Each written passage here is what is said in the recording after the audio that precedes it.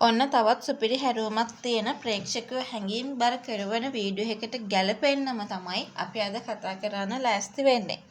හිරිපොද වැස්ස ඉදිරි කොටස් පිළිබඳව විස්තරයක් කරන්නයි අපි මේ සූදානමක් තියාගෙන ඉන්නේ කියන කතාව ගැන. අද වීඩියෝ එක හරහා මට මතක් කළ හැකිව තියෙනවා. ඇත්තටම හිරිපොද වැස්ස ප්‍රේක්ෂකීන් හැමෝගෙම දැස්වලට කඳුළු උරන ඒ වගේම හදවතට ගොඩාක් සමීප වෙන අතිශය සංවේදී හැරවුමක් තමයි ඉදිරි කොටස් වලින් අපිට දැක් ගැනීමට හැකියාවක් ලැබෙන්නේ.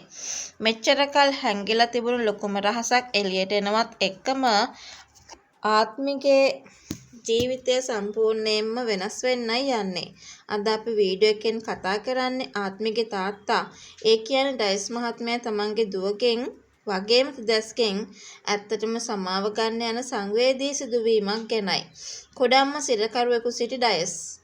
ඔයාලා හැමෝම දන්නවා ඩයස් මහත්තයා මෙච්චර කල් කාටවත් හොයාගන්න බැරි වෙන්න හංගගෙන හිටිය වෙන කවුරුවත් නෙමෙයි ආත්මයේ කොඩම්මා. ඇය තමන්ගේ වාසිය වෙනුවෙන් මේ මිනිස්සයව හිර කරගෙන හිටියත් කොහොම හරි එතනින් පැනලා යන්න ඩයස් මහත්තයා සමත් වුණා.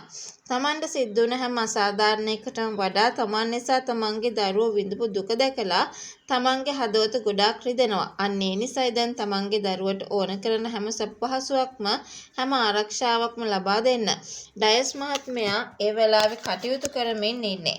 ඇත්තටම තිදැස්ගෙන් ඩයස්ට ලැබෙන ලොකුම ඉල්ලීම ගැනත් අපි මෙතනදී කියන්න ඕනේ. ඒ කියන්නේ එයාගේ කම්පැනියේ වැඩ කරන්න කියන එක. මොකද තිදැස් කියන්නේ බොහොම ලොකු දක්ෂයෙක් කියන කතාව අපි දන්නවා.